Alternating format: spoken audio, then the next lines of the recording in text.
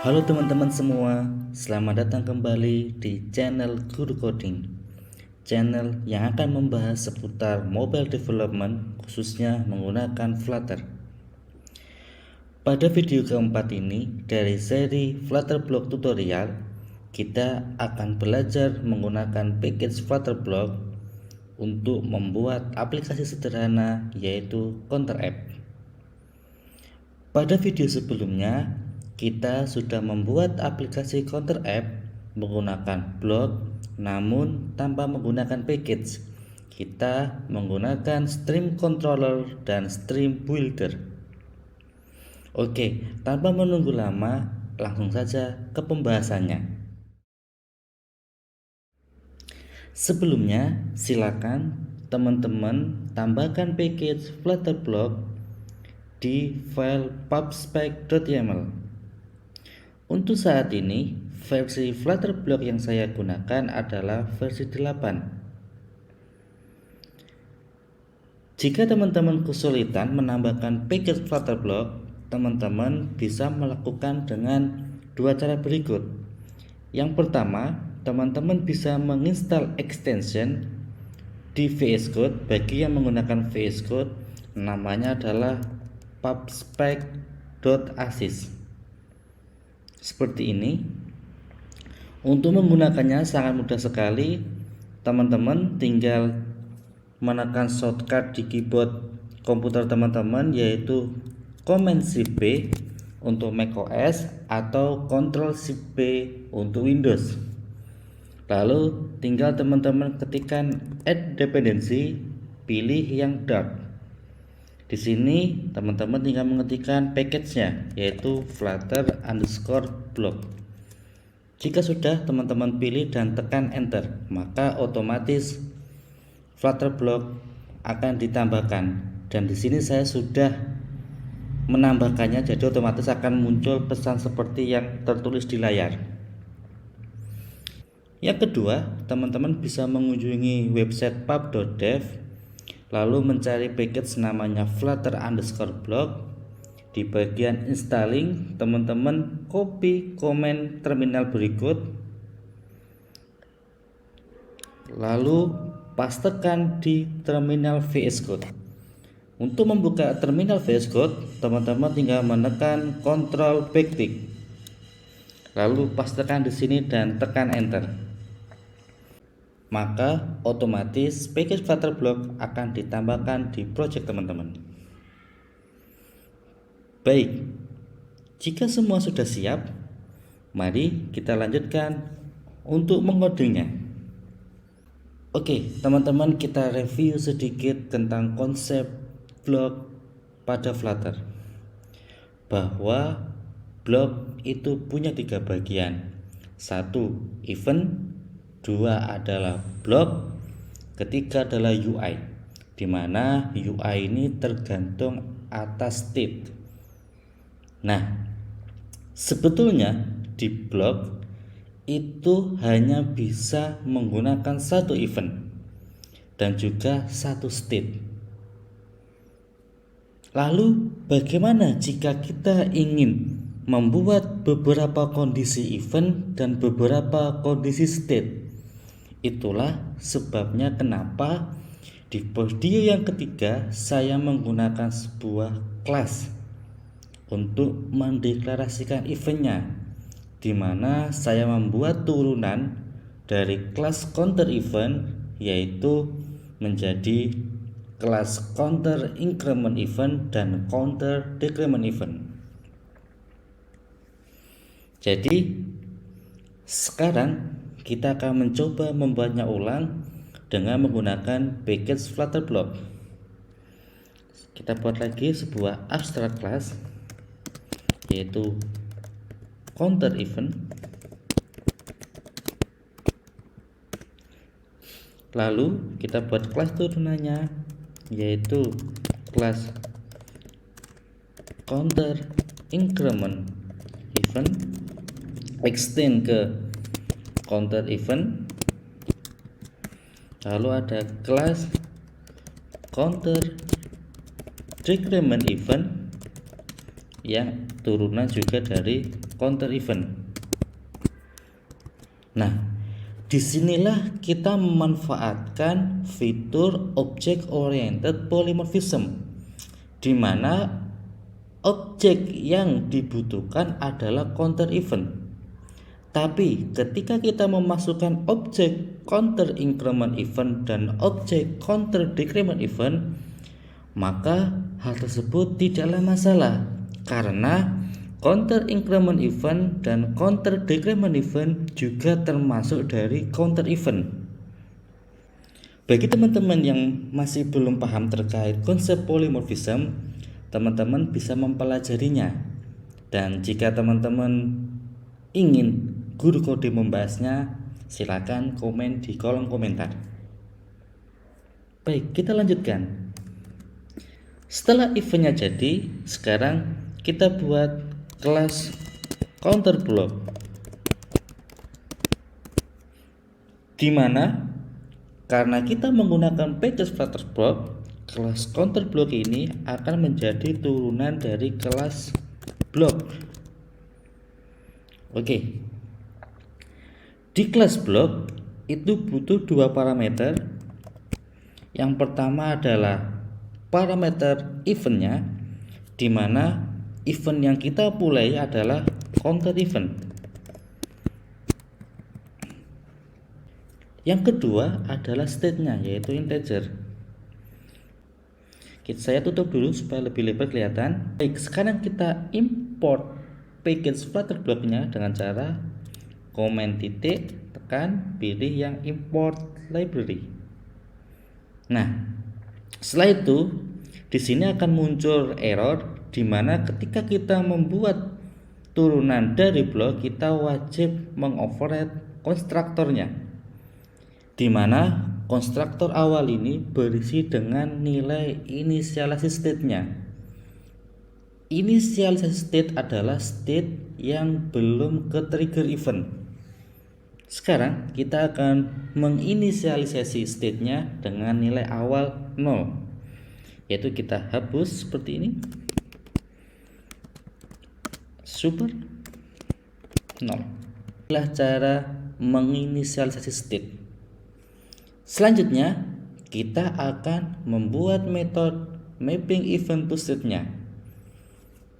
Karena kita menggunakan package Flutter block, sangat mudah. Kita tidak perlu membuat metodenya secara manual.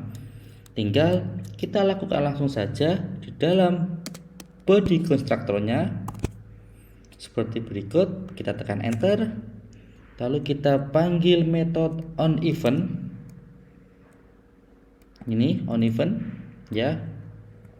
Kita panggil onEvent, maka akan dibuatkan sebuah metode seperti yang tampil di layar, di mana metode onEvent ini membutuhkan satu parameter, yaitu event.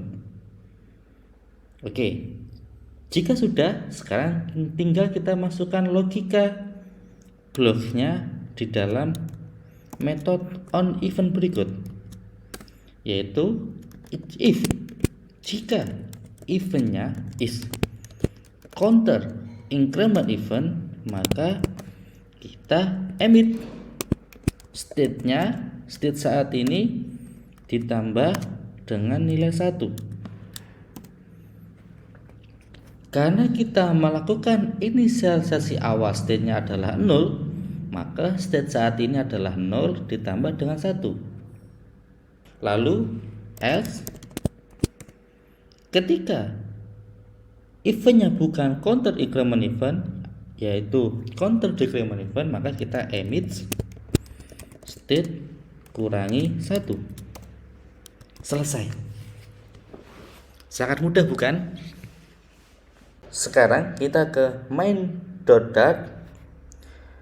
Nah, jika sebelumnya kita membuat objek counter block-nya secara langsung di dalam kelas state dari stateful, maka ketika kita menggunakan package dari Flutter block, kita cukup membungkus widget yang ingin menggunakan state dari hasil counter block. di mana widget pembungkusnya adalah block provider. Sekarang perhatikan susunan dari widget yang kita buat berikut. Nah, untuk menentukan widget mana yang akan kita bungkus dengan block provider, kita harus menganalisisnya, di mana state itu akan dipakai. Karena widget block provider itu menyiapkan objek dari bloknya dan dapat digunakan oleh childnya. Misal begini, ketika kita membungkus widget text dengan block provider, maka objek bloknya hanya bisa digunakan pada widget text dan turunannya. Oleh karena itu, karena kita ingin menggunakan objek blok dan state-nya itu ada di widget text, lalu juga ada di elevator button untuk memberikan eventnya, maka parent dari kedua widget tersebut harus kita bungkus menggunakan block provider. Parentnya adalah kolom. Kita boleh membungkusnya di kolom. Kita bungkus dengan namanya block provider. Kita panggil yaitu counter block, kita import counter blocknya, lalu block providernya kita import juga, kita save.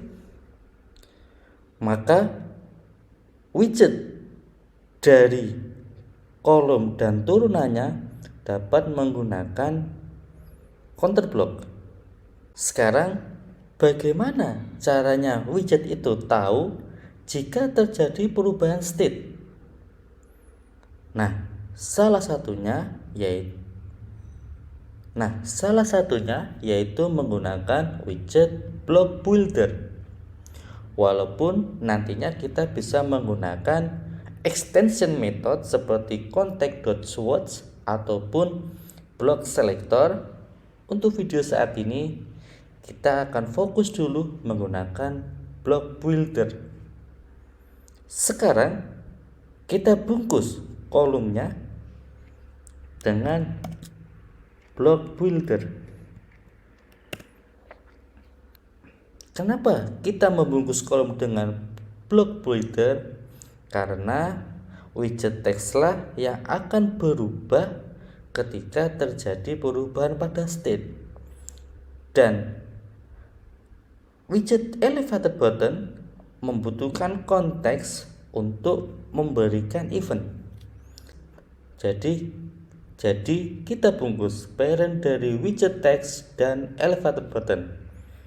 Sekarang kita masukkan untuk bloknya yaitu counter block.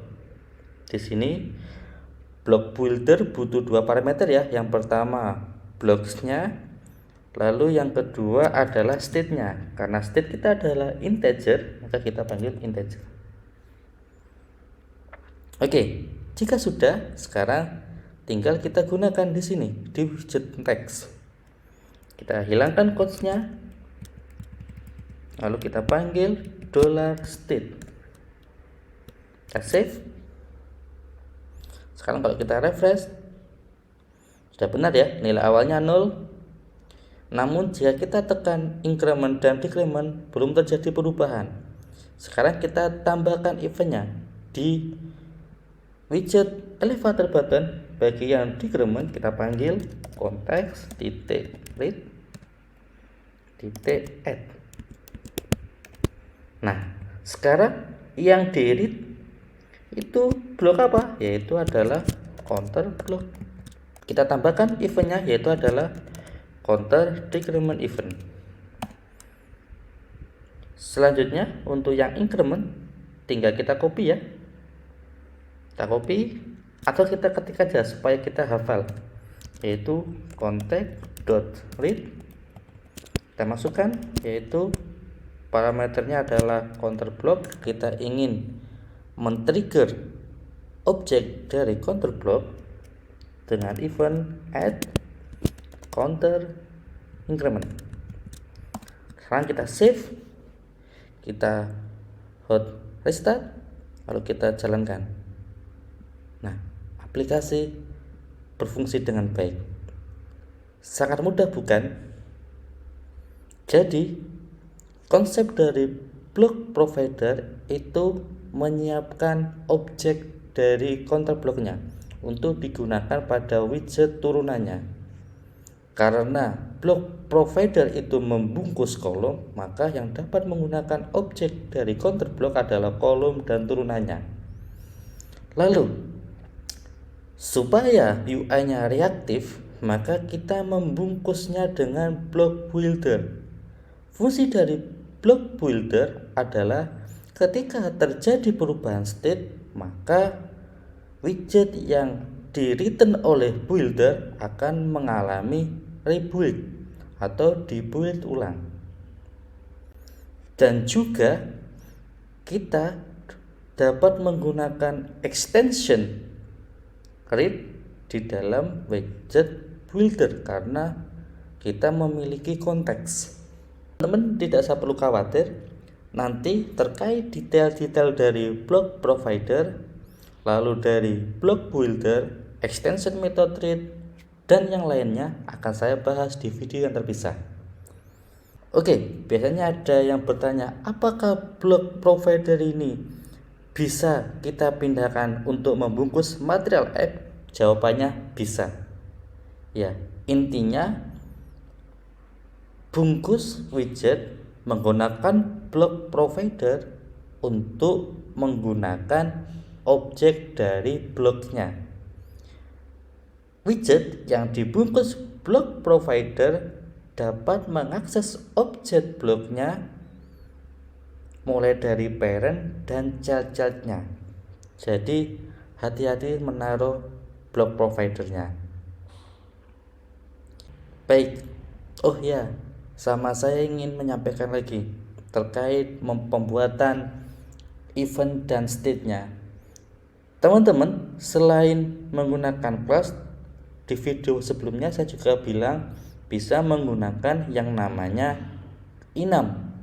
Nah, seperti ini, coba kita komen ya, kita ganti dengan enum, yaitu enum namanya adalah counter event, di mana terdiri dari dua bagian, yaitu increment, decrement. Kita save, lalu kita ganti. Untuk pengecakannya tidak bisa menggunakan is ya, yaitu kita menggunakan sama dengan equality, yaitu counter event dot increment. Kita save, lalu kita kembali ke main dot dart, kita ganti ya, kita tidak menggunakan class, namun kita menggunakan class enum, yaitu decrement. Di sini menggunakan counter increment. Kita save, kita hot restart, nilainya kembali ke 0, kita jalankan, tetap berfungsi dengan baik. Intinya teman-teman bebas mau membuat eventnya menggunakan enum ataupun class, yang pasti hanya ada satu tipe, yang pasti hanya ada satu tipe event yang bisa digunakan di dalam blok, di mana tipe eventnya adalah counter event di sini. Untuk state-nya, teman-teman bisa juga membungkusnya dengan kelas. Kelebihan menggunakan kelas yaitu teman-teman bisa menambahkan properti-properti lain di dalamnya. Contoh, misal di dalam event counter increment, misal teman-teman mau menambahi properti name atau properti yang lain, atau contoh realnya misalnya teman-teman mau membuat aplikasi login menggunakan Flutter block, di mana ketika event atau ketika user menekan tombol sign in, maka disitu terjadi event sign in, di mana event sign in membutuhkan parameter. Misalnya karena tadi login berarti butuh parameter username dan password misalnya. Maka dengan kelas itu sangat mudah dibuat, kita bisa menambahkan properti di kelas. Jika teman-teman masih belum paham cara membuat properti di kelas, mungkin nanti teman-teman bisa komen ya di kolom chat jika ingin dibuatkan video pembahasannya. Demikian pembahasan tentang penggunaan package Flutter pada aplikasi Counter App. Semoga teman-teman paham dan semoga bermanfaat. Untuk video selanjutnya kita akan membahas widget-widget yang digunakan untuk membangun aplikasi dengan state management block. Sampai jumpa di video selanjutnya. Dadah.